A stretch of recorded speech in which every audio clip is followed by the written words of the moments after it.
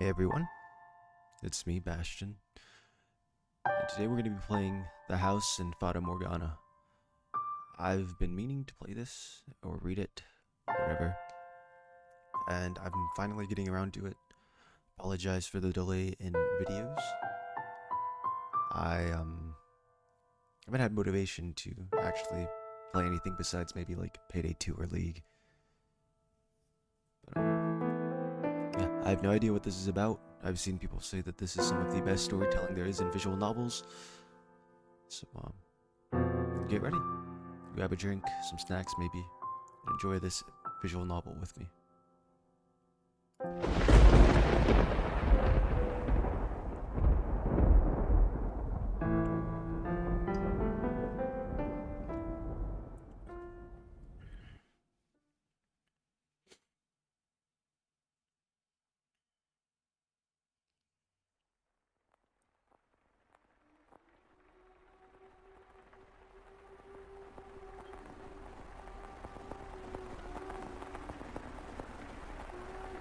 There is a house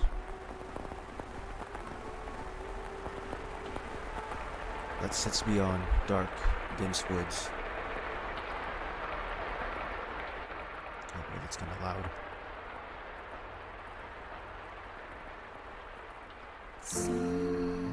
Like the world fading into view after a dream.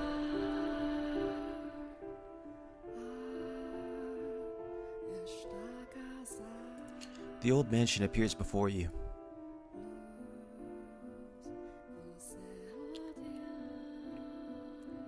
Without realizing it,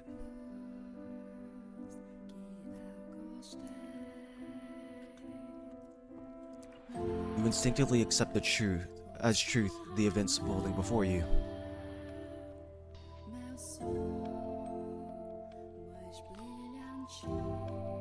The house lives in perpetuity, an amalgam of myriad facts and fates and generations. No one knows who first said,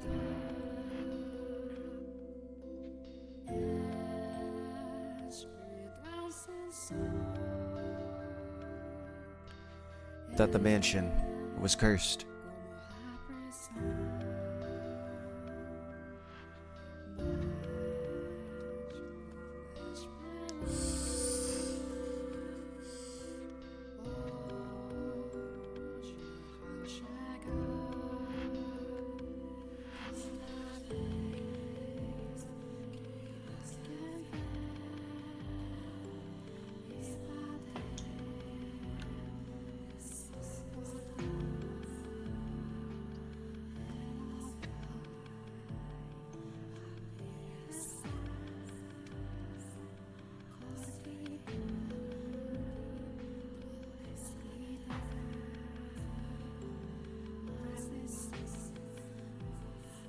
Feels like a movie with some of the credits being first. The House in Fata Morgana.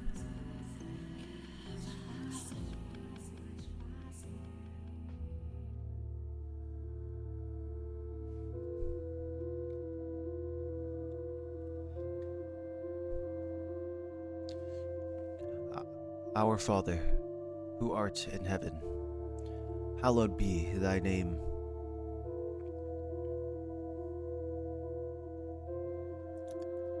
Have mercy on me, O Father.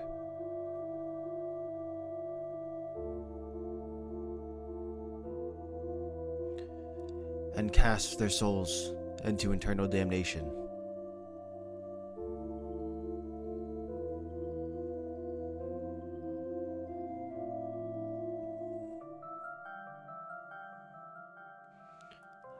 I was looking down upon a corpse.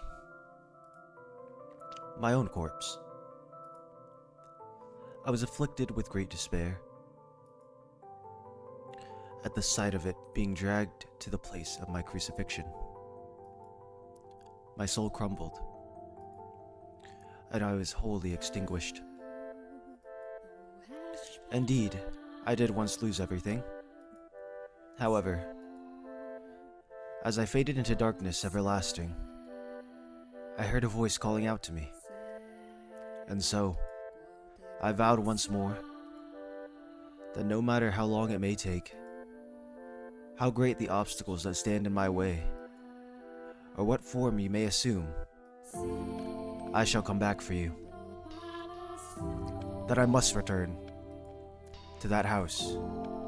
So I ask of you, please wait until this mutilated body arrives there once more.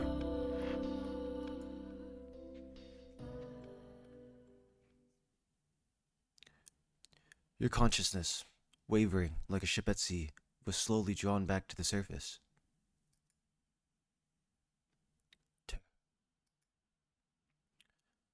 With each new breath, feeling gradually return to your fingers. Master. You could hear the pattering of rain from somewhere. Master? And the sound of a crackling fire. Wake up, Master. Creak, creak, creak. Wake up. When you came to, you were rocking back and forth in a rocking chair. The room was dimly lit. Aside from the flickering of the fireplace, there was no other illumination. No light shone through the closed windows. There was only the pitter-patter of rain on the glass. It was as though the whole mansion had been enveloped in darkness. Oh, splendid. You have finally awoken. Someone called out to you. You were about to search the room, but that turned out to be unnecessary. The source of the voice was crouching behind the chair, looking up at you with emerald eyes.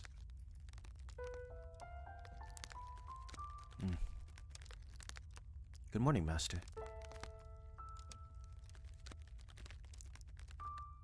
Good morning.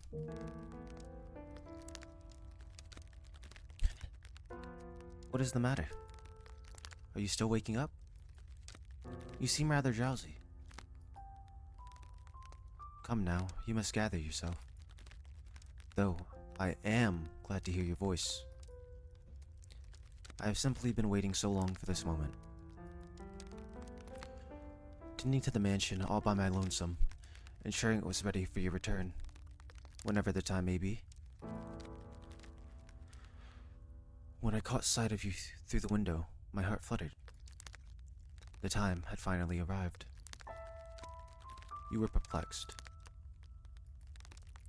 This woman, who looked like a maid, seemed to know of you, but you had no memory of her. What kind of herbal tea would you like to start your day with?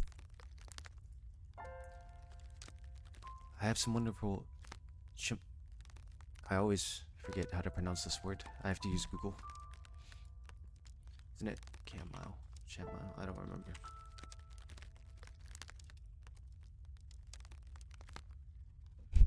Apologies. Chamomile. Chamomile. My apologies. I have some nice chamomile leaves, if you would like. Or perhaps your tastes have changed since we last met. Since last we met. Tell me, Master, what would you like? I beg your pardon? I allowed myself to get too excited. But I hope you will be sympathetic, Master. I am just utterly elated that I could see you again.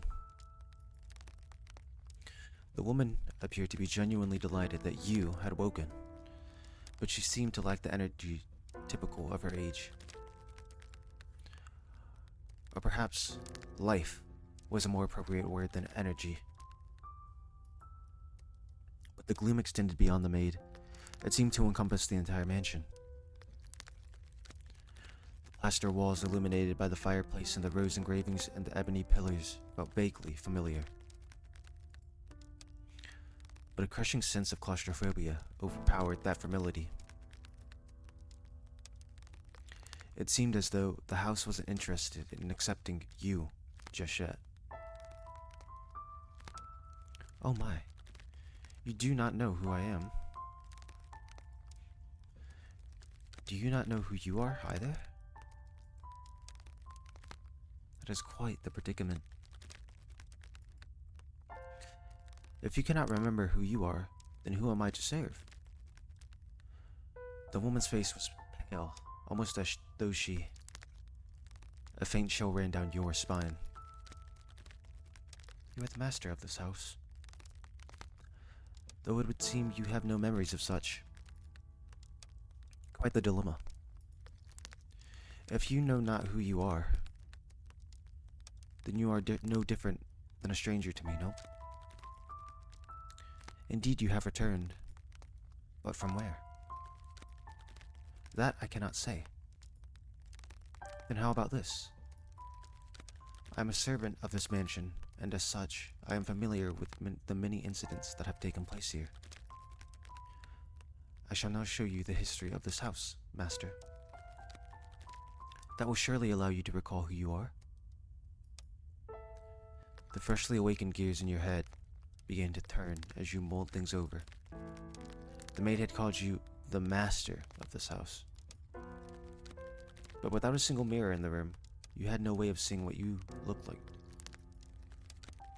Unable to decide, you reflexively nodded. Let us be off then.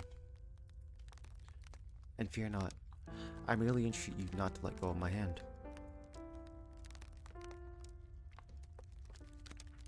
Should you hold it tightly, you need not worry about being washed away by the waves of history. No matter what happens, you mustn't let go of my hand.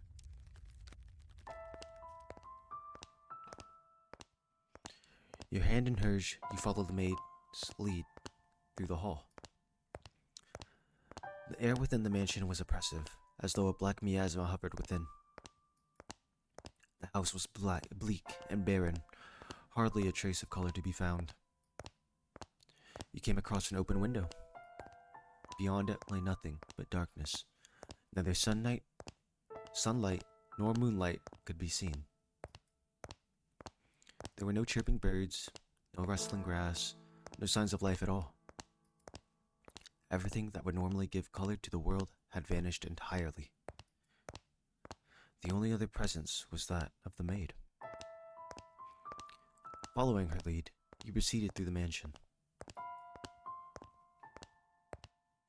After some time, you arrived at a double door. The glass within shattered. The door, once pure white, had long since faded into a dull gray. It appeared to lead to the back garden. You could hear children laughing on the other side. Though it is in the state you now see it, a beautiful, beautiful garden once lay beyond those doors. Sorry. The owner of the time enjoyed gathering rare species of rose from all across the world. As its grandest, it seemed every flower in constant competition for the... Sorry, my brain just died. At its grandest, it seemed every flower was in constant competition for the most majestic bloom. Would you like to see this wonderful era of splendor and prosperity? Jesus, my throat.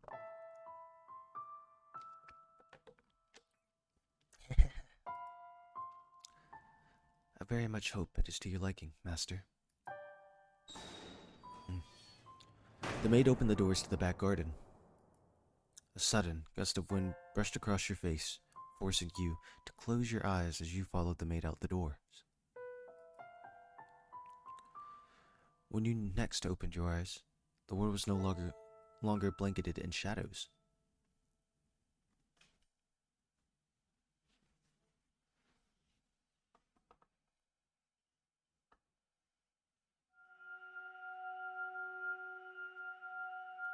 The first door.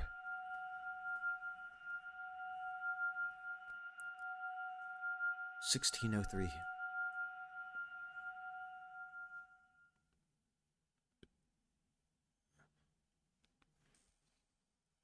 Cursor in the bottom right corner.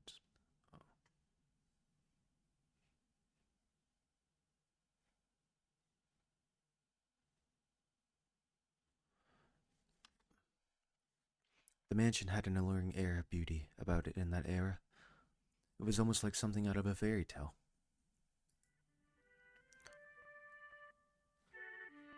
Oh, there it is. Cool. This period of history could perhaps be described as a symphony of destruction, as cumbersome principles of old came crashing down. Freed from the day-to-day oppression of antiquated precepts, the people seemed to hark back to more poetic, expressive ways of the old. They took these newly blossoming emotions in hand, and with them, they wrote literature, painted portraits, composed theater, and found love.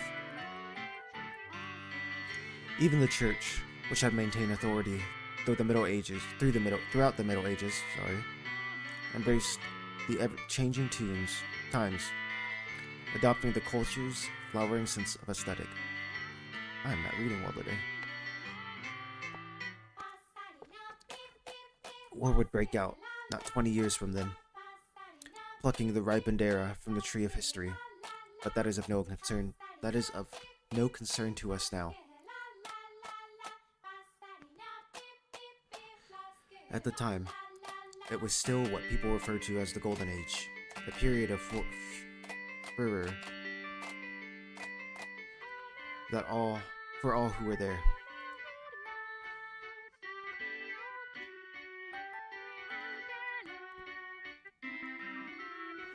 Now, let us take a slight detour. No, we will not be changing locations. This is a tale about the mansion from beginning to end. Let's turn this music down a little bit more.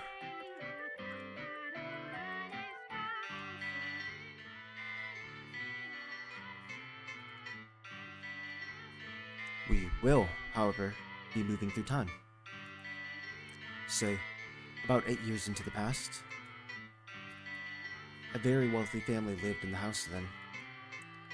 The mother and father, brother and sister, all had distinctively beautiful flaxen hair.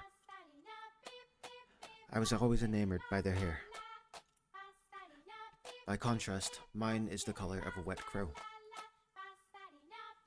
See, there I am, standing around looking rather a fool. I was happy back then. And what reason did I have not to be, afforded the opportunity to attend such a beautiful home? So I poured my heart into serving that family. Listen closely, if you would. That soft fleeting sound could only be a young girl singing. Can you hear it? La la la la, la la la la. The girl you see, cheerfully picking crimson roses and singing like a songbird, was called Nellie. Though young, she sang with elegance.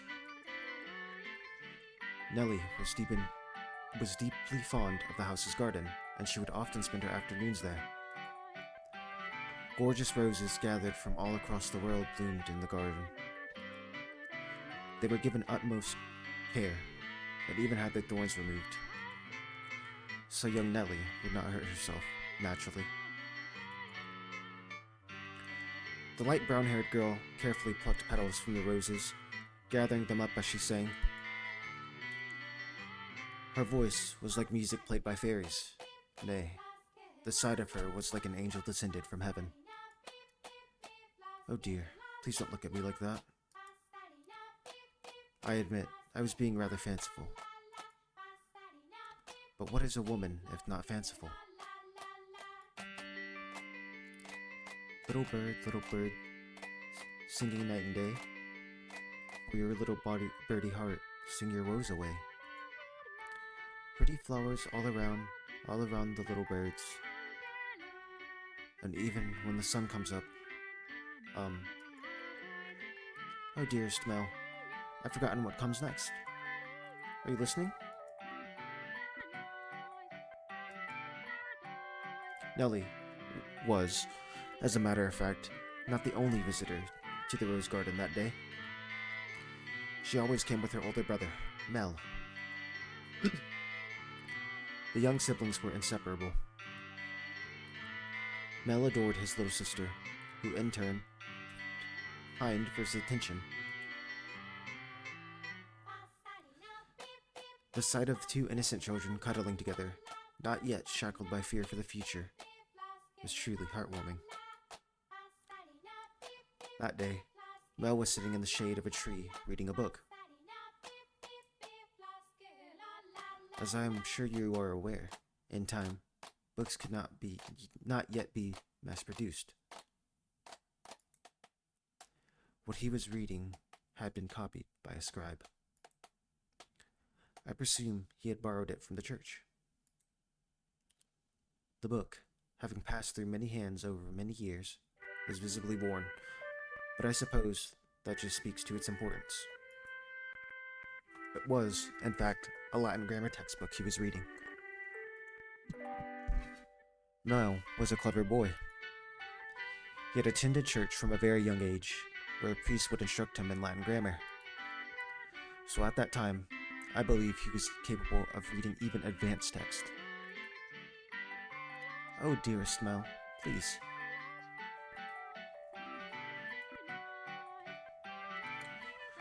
The young girl approached her brother, who was consumed by the text. In her hands, she carried a large pile of rose petals. Though his sister's shadow overlapped with the trees, the boy still did not notice. So Nellie puffed her cheeks, thrust out her slender arms, and let the petals fall. Ah! Look, your head is covered in roses, Mel. Oh, Nellie, you got petals on the book. This isn't mine. I can't afford to let it get dirty. It's your fault, dearest Mel. I tried to get your attention. And besides, flowers won't get a book dirty. I must raise the white flag. Where did my little lady find herself such a sharp wit? While waiting for you, dearest Mel. I waited, and you didn't so much as glance at me. I'll be an adult by the time you're done reading that book. Wow, that soon? That soon. Mother says girls grow up fast. She may be right. In that case, we should do something together before you're all grown up. Surely you won't play with me any longer when you become an adult.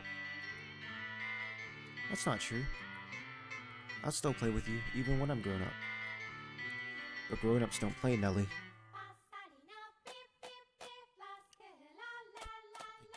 I'll stay a child forever then. Didn't you just say you were about to grow up? You're so mean, Mel. I'm sorry. Please don't pout, my little lady. How about this? To make it up to you, I'll play whatever you want to. Day. Really? You mean it? I want to play make-believe. Make-believe. Make-believe.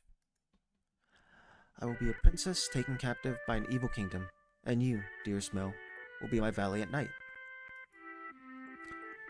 And then you turn into a prince when you rescue me. A knight can become a prince? Impressive. They can.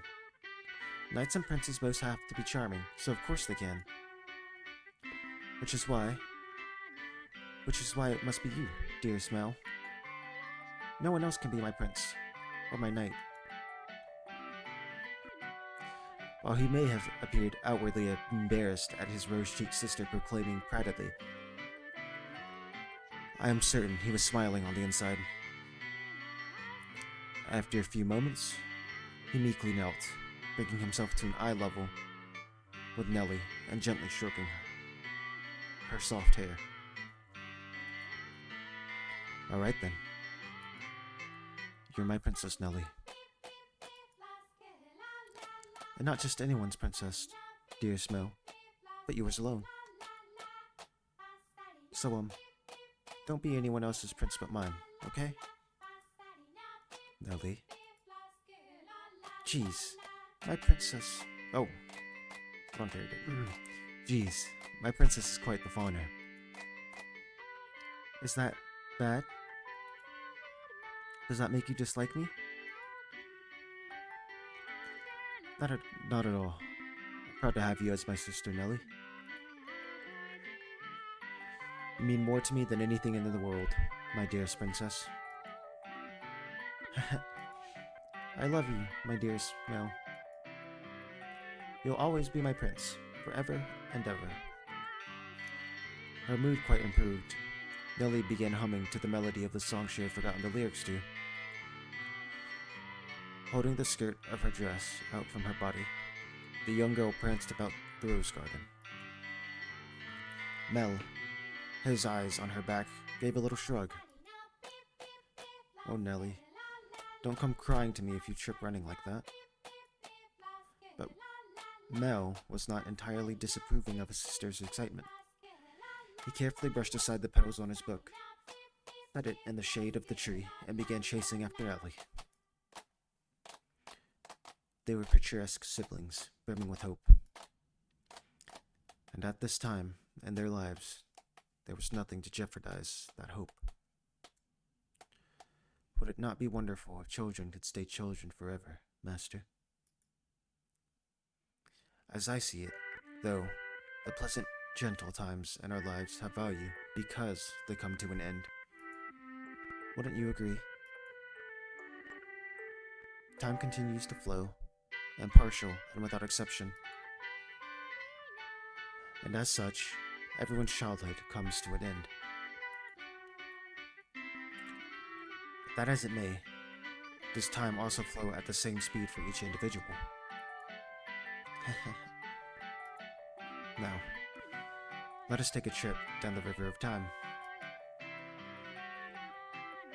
I would be very much delighted if we could remain at this point in time, but unfortunately, we cannot.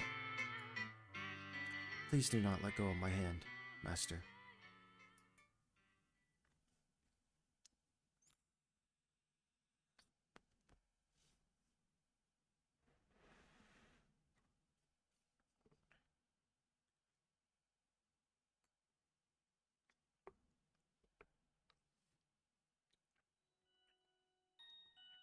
I'll be on my way, then. Oh, you usually stay for longer. Yes, I have an errand to run today. Thank you for your time, as always. Would you like the book back sometime next week? Next week or the week after. Hold on to it as long as you'd like. But surely, there are others who want to use it. None as sharp as you, Mel. Put yourself in my shoes, and you'll understand. I want to give you any advantage you can get. Oh, do you not believe me? No, I believe you, Father. And I meant to do whatever I can, and I mean to do whatever I can to not disappoint you. That's the spirit. If you need anything, don't hesitate to ask. I'm proud to have you here as my pupil. Ah, yes, and Mel, do consider what we were talking about. Going to the university. Indeed. If you do, I can introduce you to some accomplished instructors. There's very little for me left to teach you, and I believe you would make a fine priest. Aye. It's an honorable thing, Mel, to devote yourself to the service of our Lord. I'll give it some thought. If you'll excuse me then, I'll see you again. Our doors are always open. Farewell.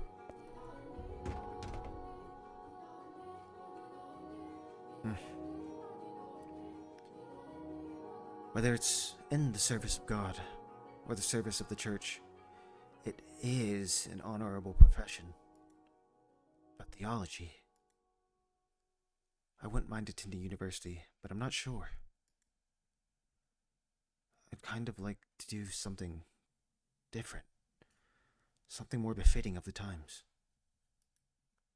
As for what, though, I'm stumped. But I need to make up my mind soon. If I drag my feet too long, even Father is liable to grow impatient. Mercy me. Young sire, blessed young sire, alms, alms for the poor. Ah, this beggar, if I'm not mistaken, he's been outside the church since last week. Alms. The way he shakes his head, I can get a glimpse of his forehead underneath his hood. He's completely bald. Buy yourself some bread with this. Ah, thank you. Thank you very much. May the Lord bless your soul. Thanks. The Lord. Oh no. Nothing's going to be cross if I don't hurry home. Curses. And it looks like it's going to rain. Master? Master? Oh, thank goodness. You appear to have a firm grasp on your consciousness. I was afraid you had accidentally let go of my hand. Now, Master, this is the period of time I truly wish to show to you. The boy reading in the rose garden was now a fine young man. Nonetheless, he still bore the same gentle eyes as before, and he would, from time to time, show remnants of that young, innocent boy. In fact, he was, in his own mind, still making the transition into adulthood, I suspect. Mel frequently visited the church on Sundays to participate in Mass, of course, but more often to be tutored by the priest. In addition,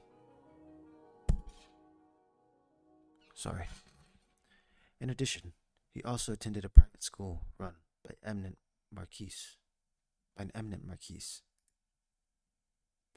Though it was not a school where students had desks and sat in rows. They studied at the marquise's estate. Secondary and higher education was not the same as it is today, and Mel was considering university. The priest wanted to recruit him to the church, but Mel was having difficulty deciding what he should do. That he had a choice is envious, is it not?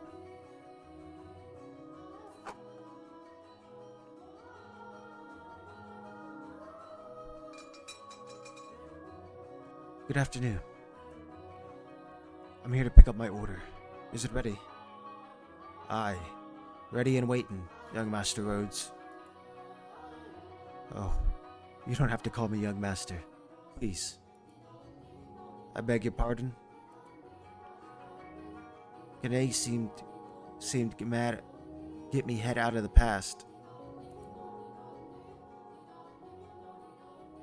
Your order's right here, sir. The English...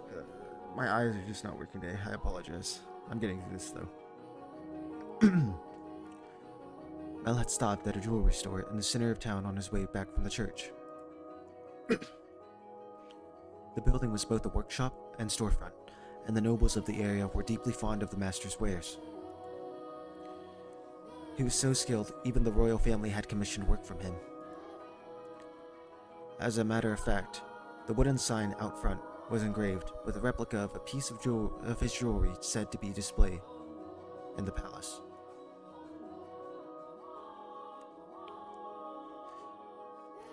As artistry flourished in this golden age, the number of shops selling luxurious items such as jewelry rose in kind. However, the clientele of these shops comprised a very narrow range of people. May I have a look? Of course, of course. Good. It came out just as I hoped. Splendid work. Can I afford to Oh, it's supposed to be cannot. Can I afford to disappoint a loyal customer like yourself. An admirable work ethic. I'm sure she'll love it. Such a kind lad, young master. A boy back home could do well to learn a thing from or two from you. Every man ought to show woman some cordiality. Coming home to a cold fireplace is a sad thing indeed. Ha ha ha. Again, please don't call me young master. My apologies. I'll take this and be on my way then. Good day. And if you find yourself in need of aught else, just let me know. I can make any jewelry you ask for. Come to me, and your sweetheart's day will be as sure as made. And I guarantee the two of you will have all sorts of fun when you give it to her. Please, I don't have a sweetheart. Huh? Well, that's a surprise. I'm sure many girls are vying for you, and too. Young Mr. Rhodes. A fine family, good looks, charming, and your future's all but. I'll be on my way then. I'm in a bit of a hurry. Good day. Come by anytime. I would be, like beheaded or something, and this time I cannot speak.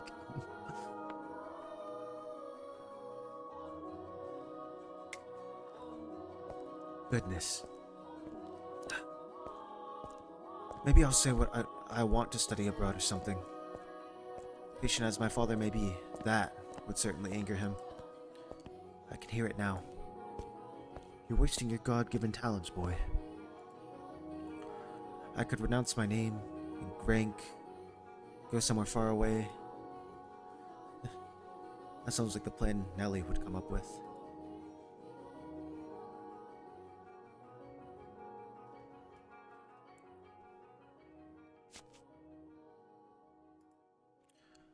As he drew closer to the mansion, the rich fragrance of roses grew more prominent.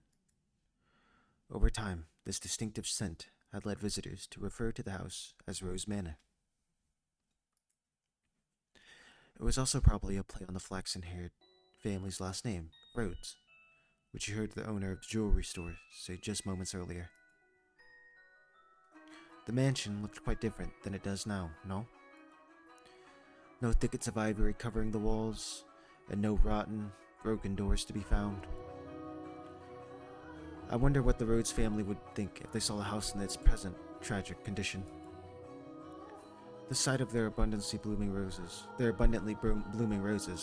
a veritable symbol of prosperity, long since withered and turned into soil. My apologies. I got a little sentimental there. Let us forget, for a moment, about our own time. I suppose I stayed out a little too long. Oh well. The sun shines high in the sky. I'm sure it's... Dearest Mel, what took you so long? Wherever have you been? I've been waiting forever. Nellie, you're not in the house. Nope. You were taking so long and I decided to wait by the gate. But you didn't even notice me. At all. Is that any way to treat a lady? All that studying's got your head stuck up in the clouds. No, it hasn't, really. Also, you're heavy. Could you please get off my back? Heavy? I've been gradually reducing the amount of sweets I eat, and I love sweets, to maintain my figure for a new dress. And you call me heavy? I didn't catch that. Were you saying a tongue twister? You're such a dimwit, Mel. Jerk, blockhead, weakling, and obnoxious to boot. Whatever happened to the delightful little girl who was once my sister? She'd probably throw a fit if I said that out loud. Should you really be outside, Nellie? You are the star of today's event. It's fine. They can call it a birthday party, but I know it's just about fraternizing. It's obvious what your father's true motives were.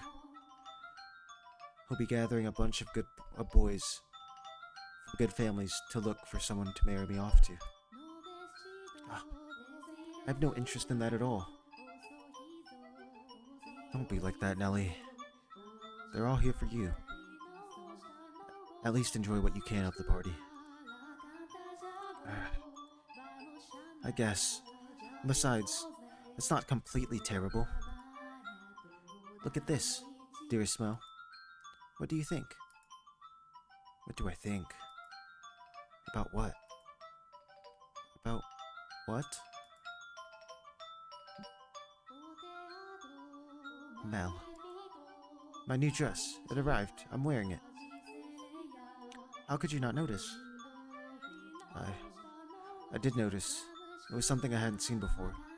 But you have so many dresses, Nellie, so... But this is the dress I had made just for today. Look at the colors. They're so pretty. She has a butterfly on her torso. Oh, it's like a... With how the colors are, it's like the other part, like the air behind the butterfly is like transparent. Look at the colors, they're so pretty. It's the work of a renowned dyer. And this belt is just lovely. You see how it comes together to form a butterfly?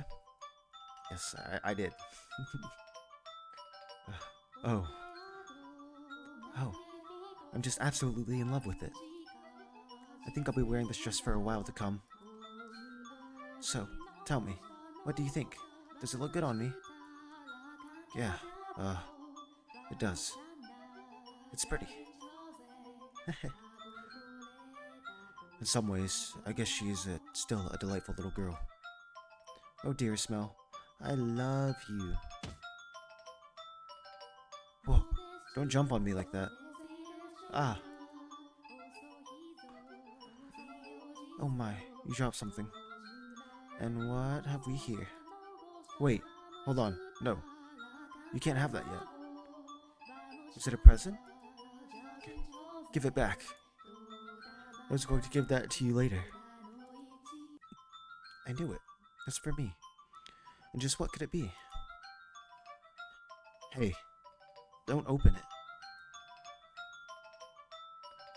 What's the big deal? It's going to be mine soon anyway, isn't it?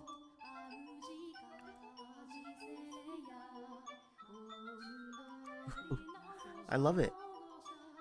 A rose necklace. And this design. It's from the jeweler the royal family uses. Oh, my dearest Mel. You had this made just for me. Oh, jeez. It defeats the purpose if you open it before the party. Happiness is always better sooner rather than later, Mel. I think I'll put it on right away. There. How does it look? It looks lovely. My prince is still the sweetest in all the land. Don't make such weird noises. Oh, but why not? My prince always knows exactly what his princess wants. And this princess wanted some rose jewelry to go along with her new dress. Understand? Jeez. I sure don't have it easy playing your prince, Nellie. Might be about time you found a new one. A prince is a prince because you can't just find one standing on the street corner. If you want to retire, dearest Mel, you're going to have to wait another 10 years. It's a long time. Or if you find yourself a new princess. I'm not so. You're about as romantic as a rock, dearest Mel. But worry not. Your adorable little sister will always be your princess. What more could you want? you really allowed to be the judge of that? I. The thing is that a little branch off is that it could be that it's like childish in a sense, right? Still, because we haven't delved more into the characters, or it could be actually her having like a brother complex. I don't know if Oedipus complex is like counted towards any figure that's the opposite gender and older than you, but it could be like that.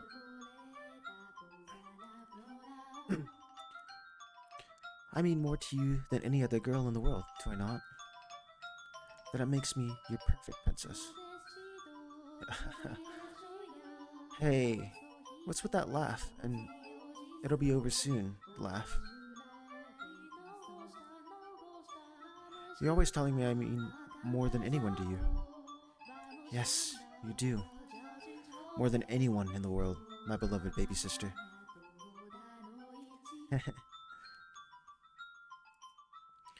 I'll take good care of the necklace. Thank you, my dear Smell. Well, if you're happy with it, and so am I. You're very welcome. Now, back into the house with you. Can't have a party without the guest of honor. Do you know if anyone else is here yet? Mm, nope. I imagine they'll be here soon, though.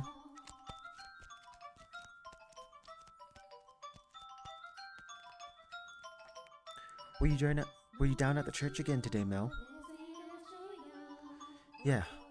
There was something I didn't know how to translate, so I went to look it up. Wow. So diligent. I can't say I really like the priest there, personally. Actually, I kind of felt the same way. What? Really? Why? Well, you know, I have my reasons. Mm. So even you don't always like the priest, huh? Let's skip Mass on Sunday then. We can go play. No skipping church. As grew the brother, so too did the sister. That day, Nellie would be turning 14, and Mel, 3 years her senior, was 17. You saw it with your own eyes, so you know just how much she has changed. She was always a cute little girl, and she grew into an even more beautiful young woman. Though she was only 14, she was well on her way to becoming a fine lady. As for her character, well, but a little girl like that has her own charms, would you not say? Drifting down the river of time, the two siblings matured into healthy young adults, but the core of their relationship did not change in the slightest. Nellie was very much attached to her brother, and as much as Mel complained, he still cared deeply for his sister. Around the time the sun had begun to set, carriages started lining up outside, as well as well-dressed aristocrats made their way into the house. As Nellie had suspected, the majority of them were boys.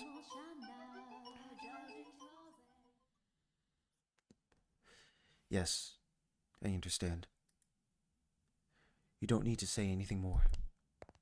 Rose Manor, right? Okay, we'll go together. Me? Alone? No, please don't make me.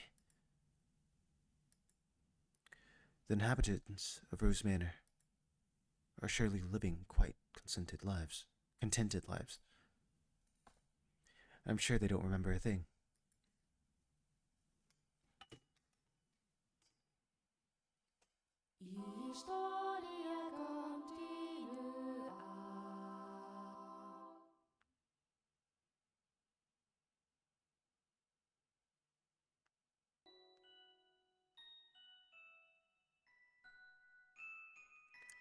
The room with the fireplace was always kept in pristine condition, so they could entertain guests at any time.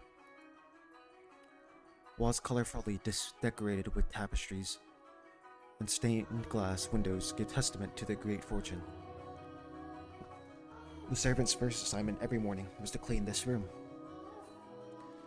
Pitchers, silver plates, and silverware were polished to a shine so they could proudly be put to use at a moment's notice.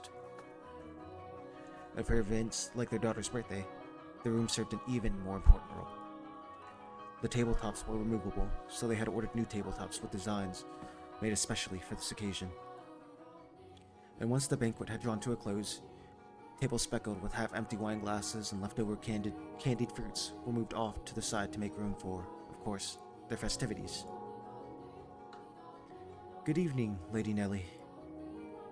You're looking quite particularly lovely today. Nellie, I had these jewels cut just for you. You'll let me have this dance, won't you?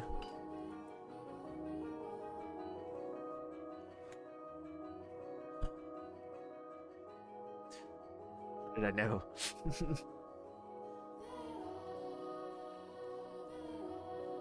What's the matter, Nellie? You look exhausted. These are pretty good. Want one? I know you like sweets. They're apples, candied in rock sugar, I think. You disappoint me, dearest Mel.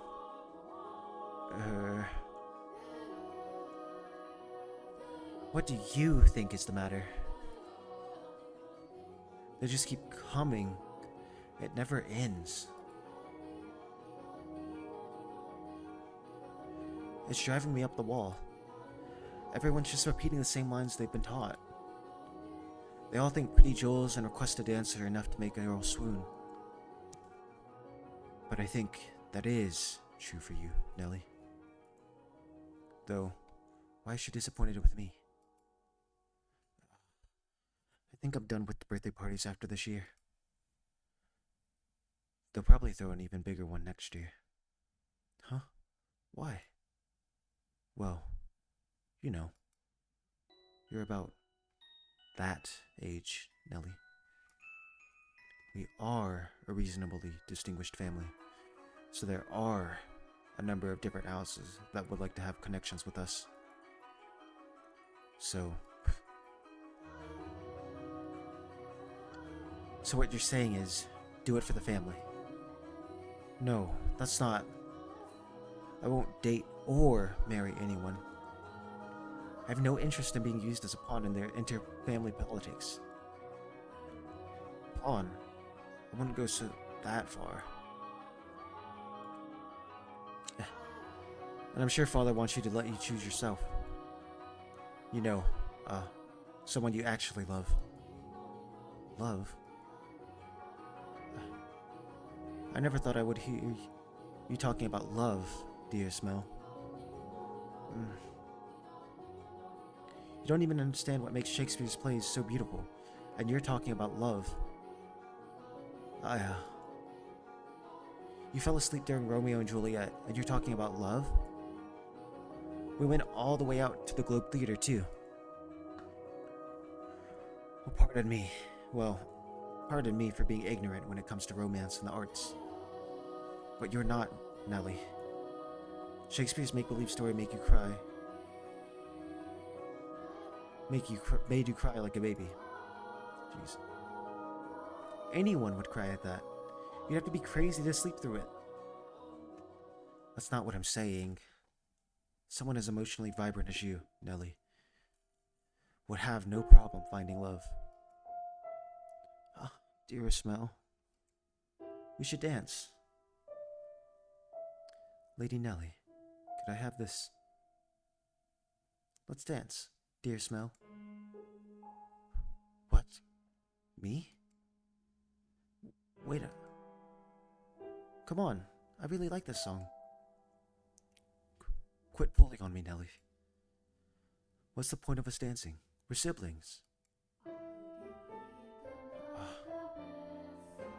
Mother and Father are staring daggers at us. No matter. What day is it today, dearest Mel? Your birthday. Exactly. So I can do what I want. Now attend to your princess, as a proper prince should. Oh, jeez. How did I get myself into this?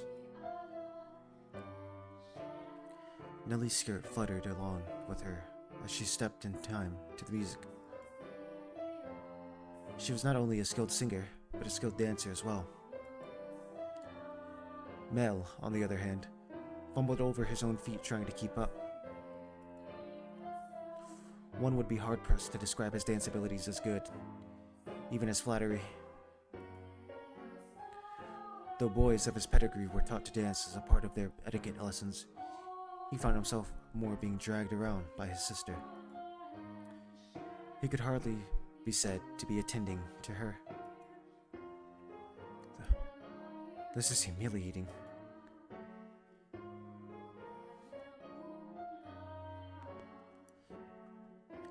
Because his parents had been hands-off in raising him, largely giving him free rein to study and learn what he pleased, Mel's parents looked like a tangled up marionette.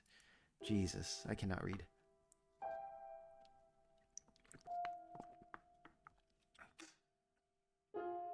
From throughout the hall, you could hear giggling, uncomfortable chuckling, and people coughing to disguise their laughter. Come now, dearest Mel. If this is the best you can manage, what are you going to do when you find a girl that catches your eye? I won't, so it doesn't matter. Follow my lead, Mel. 1, 2, 3. 1, 2, 3.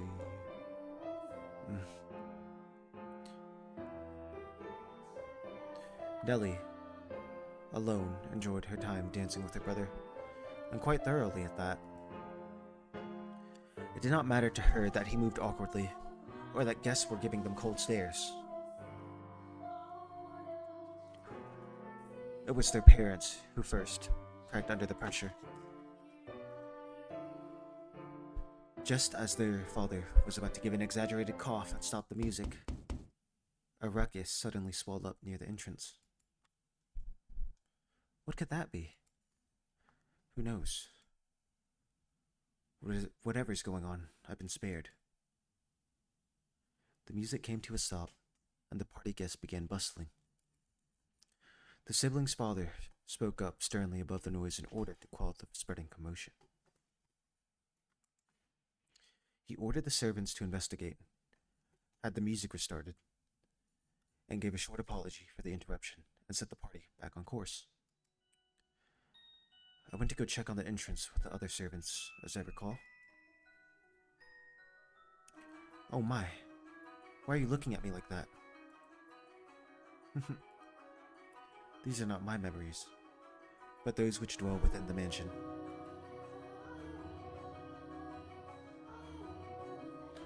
Do you think we should be following what happens next from my perspective then? That is not what confused you? Wait. Oh. Well, your questions shall be answered in time. In time. Now let us return to our tale. Though the party had fallen still for a moment, their father's decisive actions restored the guests' festive moods in short order. It was not by any means the commotion that caused the ball to conclude earlier than planned. Oh dear, I hear thunder. It was rather loud too. Sounds like we have quite the storm brewing. Oh, it was rather loud too. Seems like we have quite the storm brewing. They lived in a country where the weather was nothing if not predictable. Rain was a frequent occurrence here. The stretches of time with clear skies grew longer as summer approached, but the weather was still somewhat unstable on the cusp of the two seasons. They had a strong wind that night as well, which turned the raindrops into little spears on the window. Were the party to continue on any longer, no one would be able to go home.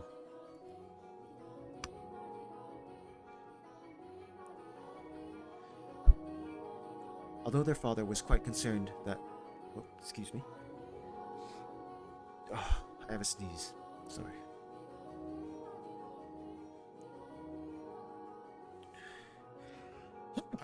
Ooh, bless me, sorry. Although their father was quite concerned that Nellie had not got on with any of the aristocrat boys, he decided to cut the festivities short.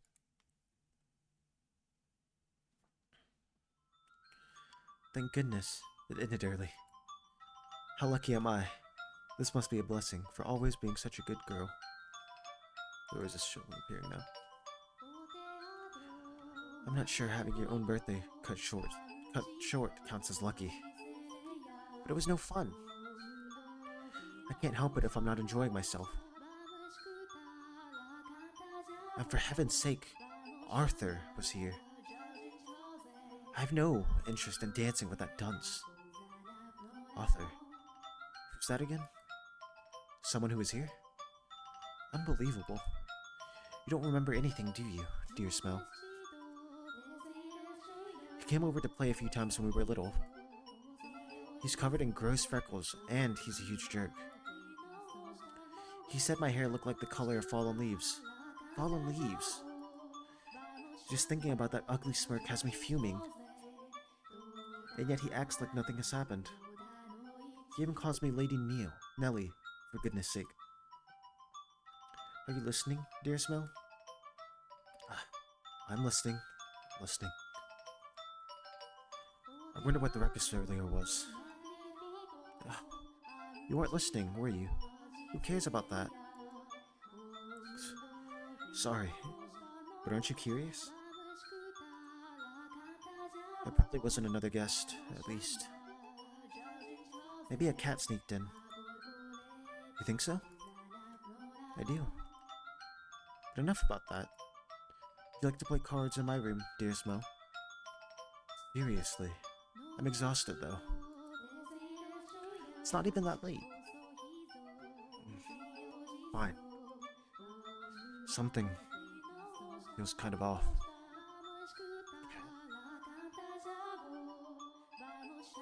I want to go check. Come on, hurry up. Oh, hold on. You don't need to drag me, Nellie. My birthday isn't over yet, so you're not done attending to me. Oh, Nellie.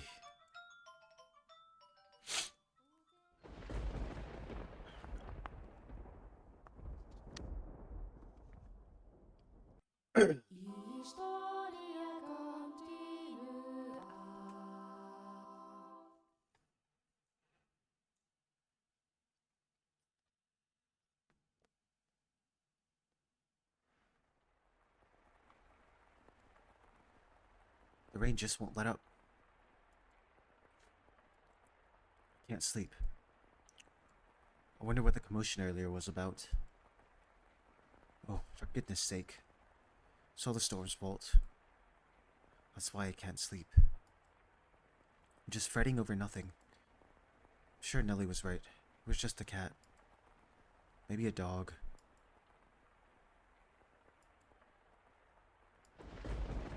I can't sleep. I hardly ever have this much trouble falling asleep. What could this feeling be, I wonder?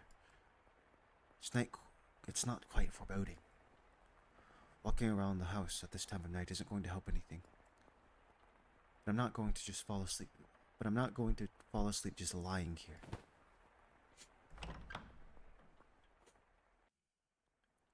The only sounds that could be heard in the dark corridors were the sharp pitter-patter of the rain, his footsteps, and his breathing. Though he's intimately familiar with the layout of the house, that night, the hallways felt like an endless labyrinth veiled in shadows.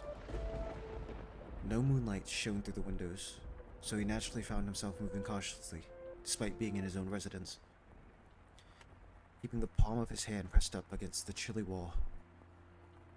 He put one foot in front of the other.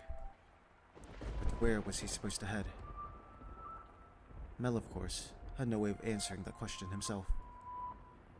If he had anything, it was guidance from above. The path to his destination lit by flashes of lightning. Or perhaps there was something else leading him along. Though he progressed with a fair bit of hesitation in his step, Mel was slowly but surely drawing nearer to one room in particular. He made his way through the seamlessly ending endless halls, past the living room, its fireplace long since cooled, and to another corridor, and then stopped outside in Abigail's bedchamber. The dim glow of a lamp spilled through the cracks in the door. A gust of wind is not necessary to make a flame flicker. A person's movements or vibrations in the air. From someone speaking. The slightest emotions can cause the light of a fire to quiver. Shifting subtly, as though nudged by an invisible fingertip. I can see light from inside. Is she still awake? A voice?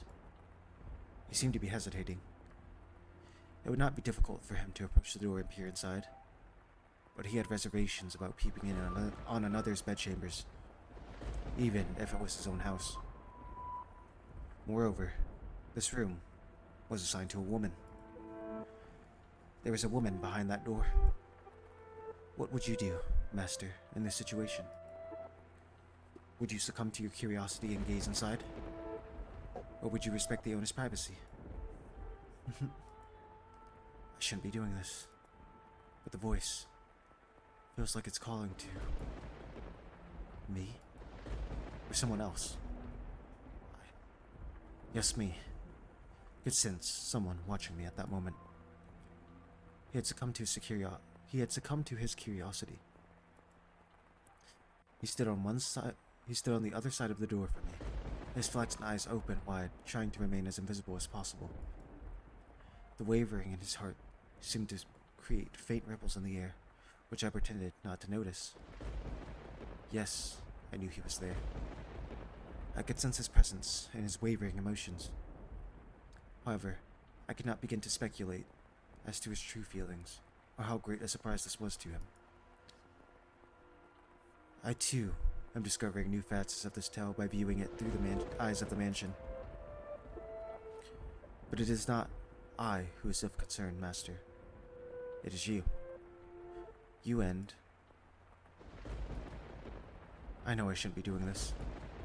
I should be ashamed of myself. But I can't look away. Who's that?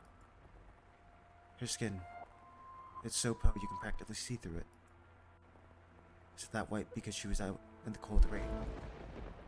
Her hair is as white as snow, and her eyes, they're like... how do I describe it? My vocabulary truly lacks for situations like this. They look like blood? No, it's just disturbing. Than wine, perhaps. No. More translucent than that. Gemstones, then? Yes, gemstones. Her eyes are like rubies. I've never seen anyone like her before. What could they be talking about? Mel's eyes were affixed on the peculiar young woman. She had glass-like skin, eyes that glimmered in the flickering candlelight, and snow-white hair that flowed like luxurious silk. And her lips were bluish-purple, her soft, delicate skin sullied with grime. Her twinkling eyes pointed down at the floor, and her hair a disheveled mess. She was, even at a glance, clearly not a lady of means. The tips of her finger were cracked from the cold, her nails pale from malnutrition, and her garb little more than rags. However, true beauty is always visible, no matter what it may be hidden beneath. Even wrapped up in a veil of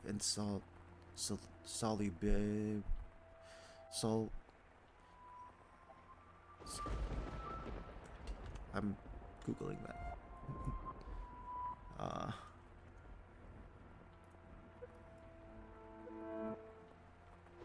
Okay.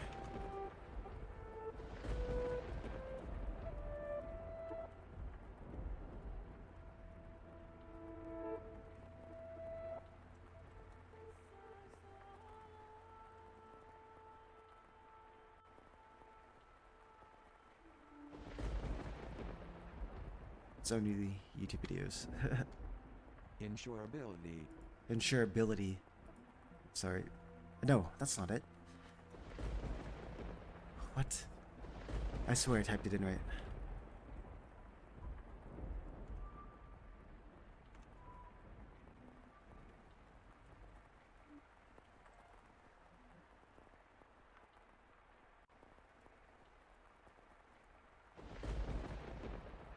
Insalubrity. Insalubrity. Sorry. Even wrapped in a veil of insalubrity. Even if she thought herself hideous. I wonder what happened to her. Mo could no longer avert his gaze from the girl's visage. He had, for the time being, forgotten the shame he felt for peeping. As he strained his ears to hear the conversation taking place inside, a sickly girl voice arose from the white-haired girl's purple lips. So feeble was the sound that a gentle breeze blowing through the room could carry it away. I apologize for the trouble. Think nothing of it. Think nothing of it. Give your apologies and thanks to the mistress. Understood. There's something strangely comforting about this house. Almost if I've been here before. If my father were here, I'm sure he would be quite fond of it.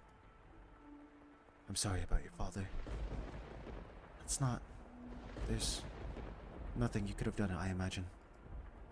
When you came to our rescue, he was already... Rescue? Father? Was that, perchance, what the commotion was about? He stared intently, entranced by the scene unfolding beyond the door. Gaze can often signal one's presence to others more effectively than words. The white-haired girl would likely send some there too. She flickered her gem-like eyes upward.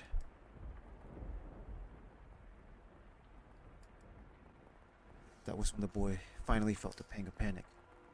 For a split second, his flaxen eyes met her ruby eyes, causing him to recoil from the door. His heartbeat was pounding like the rain outside. Careful not to make a sound, he took 1-2 steps away. Did she catch me? I'm not sure.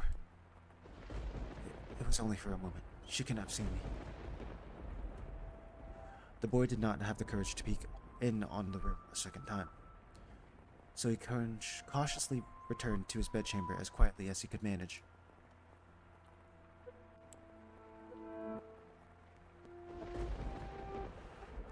But, even beneath his covers, he could not erase that girl's eyes from his memory.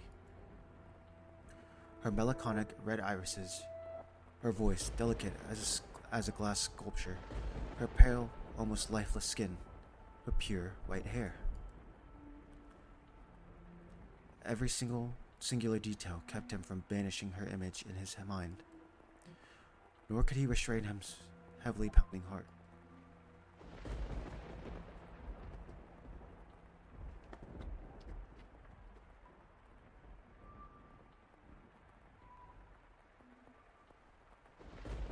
Apologies.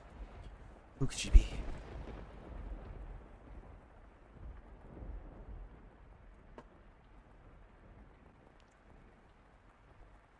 Something the matter? No. I just felt someone watching us. It's only your imagination, I'm sure. If not your imagination, then perhaps some unseen force was watching you. Unseen force. Are you familiar with how people refer to this mansion? Rose Manor.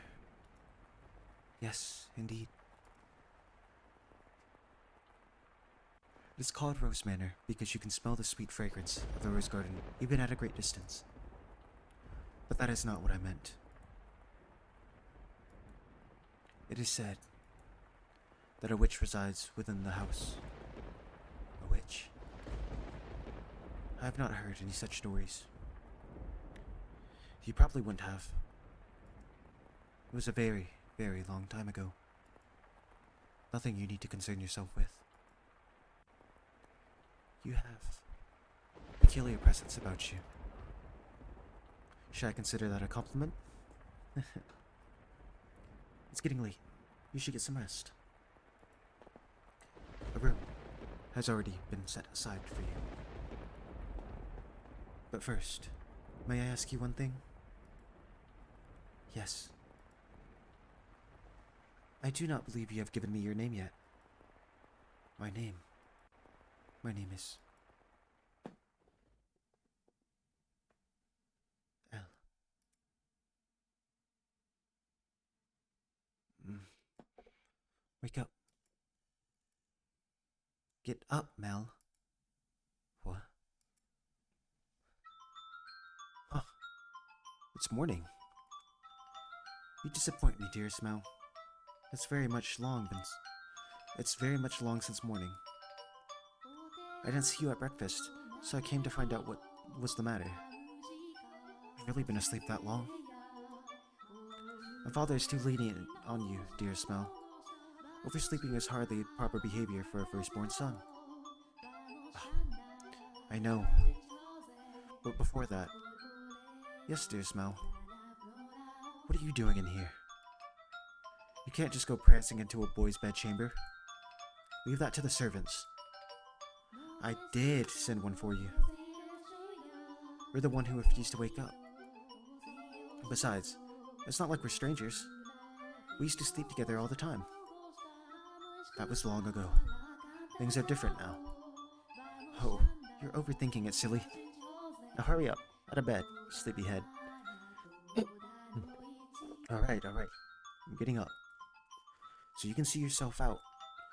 Oh my, you look awful, dearest Mel. For someone who overslept, you look like you didn't get a wink last night. You think so? You didn't go out on the town last night, did you? Naughty boy. I would never. You know that. You squeaked. You don't think I believed you. I didn't go out last night or anything. I'm tired because you had me playing cards until late, Nellie. Hey, we weren't playing for that long. Besides, look at me. I got up just fine. Anyway, shoo. I can't get dressed with you here. Fine, I'm leaving. Oh, I almost forgot, dear Mel. What now? Come on, no need to be mean. I'm sure you'd be quite surprised at the news. Oh? At breakfast, which you missed, Father told us. Told you what? Do I really want to say? It sounds like you just want me to get out of your room, dearest Mel. Please, Nellie. We've got a new maid today, from a house we have ties to, supposedly. I've never seen anyone like her before. For supposedly coming from a good family, she's very graceful. And I've never seen her at social gatherings. But that's not the surprising part. There's that maid. She's peculiar. She has a very unusual appearance, that one. Have white hair. What? How do you know that already, dearest Mel? Thanks, Nellie. Hey, get back here. Oh, for goodness sake. What's gotten into him?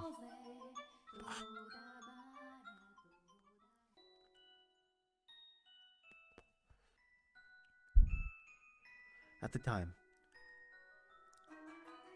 the majority of servants at the mansion were men.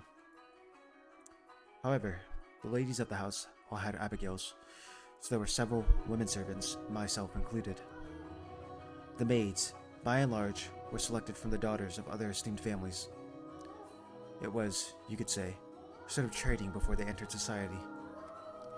The girls would service at houses even more powerful than their own, and the white-haired girl Mel saw the night before was one such maid.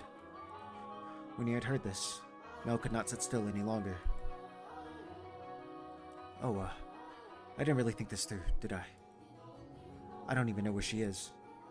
I'm guessing she's probably Mother's maid. White hair. It has to be the girl from last night. But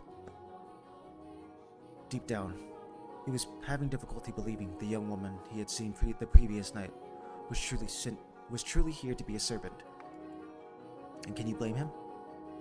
When he saw her, she was an absolute mess. Hardly what you would envision from a girl of class. But he did not seek her to find out whether that was true. He merely wanted to see her once more, to ascertain whether what he had witnessed the previous night was real or his imagination. And he wanted to have an actual conversation with her. I don't want to run into Mother. That would be awkward. He was heading toward his mother's bedchambers. The closer he drew, the heavier each step grew. He rounded a corner, debating whether or not to head back, and stopped in his tracks. On occasion, wishes do come true. When Mel turned the corner, he saw her. The same girl. That same white hair. Ah. She appeared to be cleaning the hallway. He traced along the wooden carvings lining the wall, making certain not to miss even a speck of dust. The girl wore a pristine dress, the uniform of the mansion's Abigails. There was no longer any felt to obscure her beauty. All that had covered her pure white hair and glass-like skin was no longer. The one thing that had not changed was her listless, ruby eyes. Pardon me. Hearing his footsteps, the young woman raised her head. She caught Mel's gaze and for a brief moment merely blinked at him in silence. Lord Mel, yes? Your father just informed me of you. Did he? I guess I don't need to introduce myself then. I believe she made an attempt to smile, though it was difficult to tell, and she quickly dropped her gaze back to the floor. Black's and ruby eyes met only for the briefest of moments. She seemed to be looking at both someone and no one at all. Everyone in here truly has the most beautiful color of hair. Did you have any business with the mistress? Lord Mel. I can let her know, if you'd like. No, I was looking for you. For me? Mel felt as though all the blood in his body had begun to flow backwards. He could not effectively describe the sensation, but in a word, it resembled panic. On his way to find her, Mel had come up with a number of subjects he wanted to speak to her about, and he generally had little trouble speaking with others. He'd had less experience interacting with women, this was true, but the time he had spent around Nellie had kept him from stumbling too much. Until then... Yes, for you. Why would you be looking for me, Lord Mel? I was wondering how you were doing. Pardon? I'm quite fine. Good. That's great to hear. You Mel. Why are you even asking that? You have more important things to ask, like where she came from, or to tell her she has pretty hair and eyes. But I don't want to trouble her too much. Lord Mel? Yes. Sorry, you just suddenly fell silent. Was I, in your way? In my way? No, not at all. What are you up to?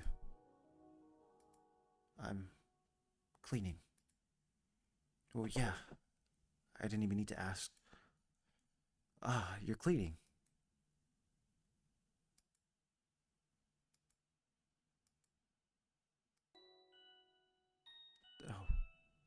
Oh. You can just let the other servants take care of the cleaning. You're one of the noble's daughters we took in, right? This is why Mother is making... No, I'm doing this because I want to. The mistress appeared to be busy and I could simply not be idle. But...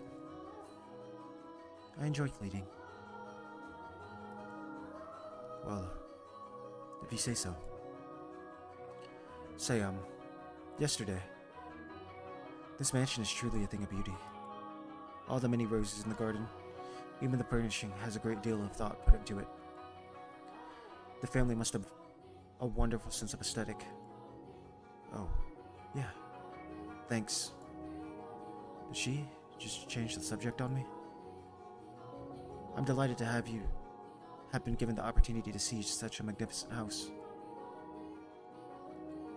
Mother and father actually had nothing to do with that. Not even the garden. That's all been around since my grandfather's time. This mansion was a complete wreck when he bought it. Oh, was it? Yeah. Frankly, I'm surprised he actually paid money for it. The chandelier in the foyer was shattered and only half attached to the ceiling. Most of the decorations on the wall were broken. I can hardly imagine. This is a marvelous, impressive house. I'm sure he'd be flattered to hear it. My grandfather was a bit of an eccentric. He liked to do things people don't expect just to watch. Just to watch the looks. Sorry. He liked to do things that people didn't expect just to watch the look of surprise on their faces. He was the kind of man who would buy a mansion that was beyond repair just to give it a completely new life. Everyone who had seen the property before it was renovated was astonished. They regretted not taking the opportunity themselves, seeing the transformation it underwent. Huh? I was just thinking that you're kind of like this house. What do you mean by that? I mean, when you first arrived. Oh, no. Never mind. Forget it. She'll figure out you were peeping on her, stupid. She hasn't yet, has she? Yes. It's nothing. The more I think about it, you and the mansion aren't really comparable. Oh. The truth is, it was being a rundown mess. It being a rundown mess isn't the only reason nobody wanted to buy the house. They say that all who dwell within this house, shall be met with misfortune. Do you believe it?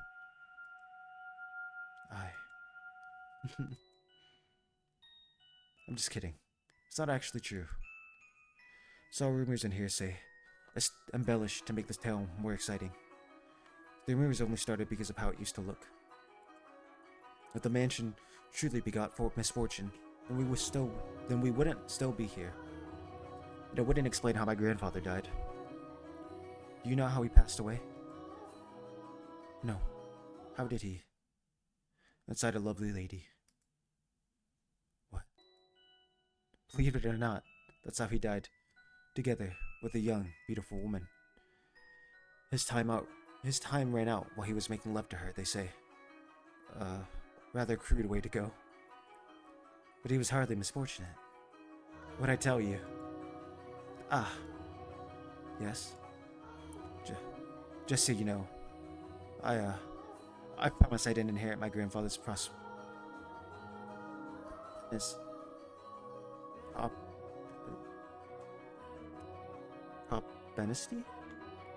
I assume it's that. Propensity for such base behavior. I am pure body and spirit, dedicated wholly to my studies, so... Hey, she laughed. My apologies. No, it's fine. Anyway, we were talking about the mansion, right? I've always thought it was kind of a strange place myself. That dress you're wearing, it was found here after my grandfather bought it. You don't see that kind of design around these parts, so I'm guessing it was probably imported. The architecture is really old-fashioned too, which might have caught grandfather's eye. When he announced his plans to buy it, the entire family opposed his decision, but he refused to budge. Renovation upon renovation gave the mansion new life, but of all his work, he was most fond of the roses in the garden. He collected species from all across the world, and every time he got a new one, he would summon gardeners to arrange and grow them. It took incredibly long to complete. There are even some that wouldn't grow in the climate of this land, but his grandfather refused to give in. He truly loved roses. Me, I don't really get how someone could be so impassioned about them.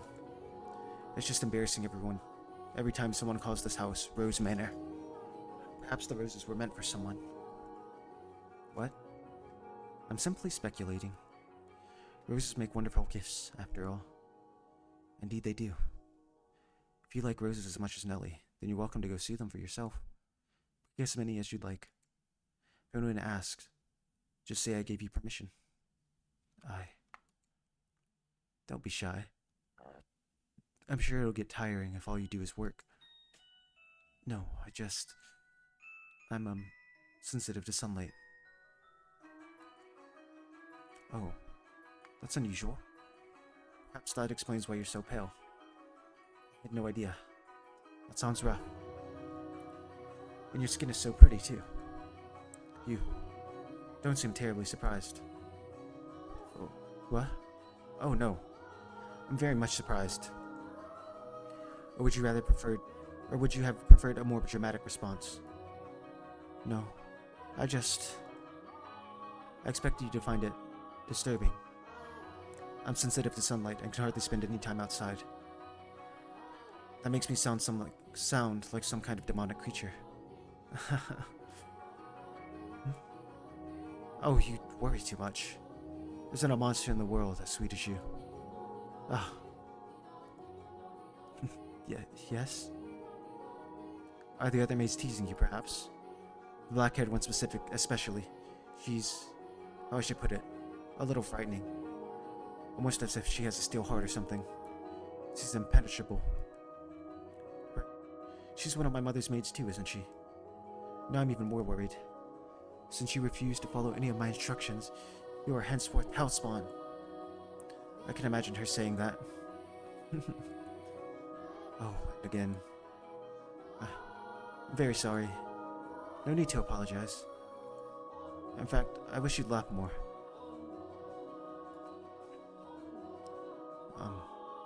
She's actually very kind to me, and everything she does it with incredible precision and efficiency. She looks so very young, and yet she has so much skill. How long has she been here, in this mansion? Actually, she's been here for quite some time, but I don't know exactly how long. No one knows how old she is. It's kind of creepy. I have never considered her such. Sorry, you're right. It's bad manners to speak ill of others. Either way, she still scares me. It's like there's no light in her eyes, or like her smiles are all faked. Doesn't make her any less pretty, though. The conversation died. I have to think of something else to talk about. Um, um, yes. You can ask me anything. Does the master, your father, Lord Mel, often retire from the mansion? I have not seen him around. Oh, yeah. Father frequently returns home. This mansion is actually our secondary house. Why do you ask, though? I was just curious. Nothing more. Oh.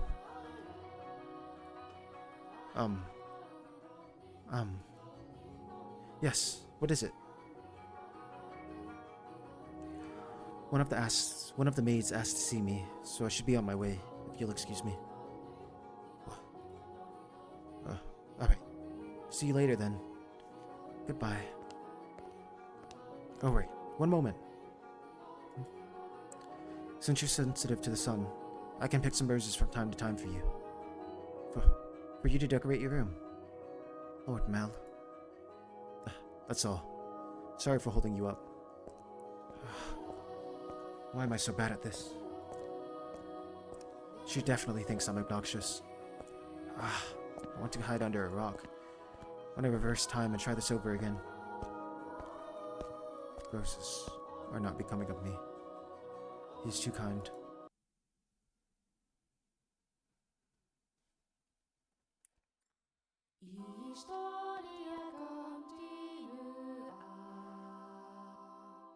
Alright.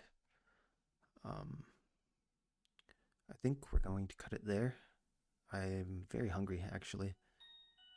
And I'm not reading too well.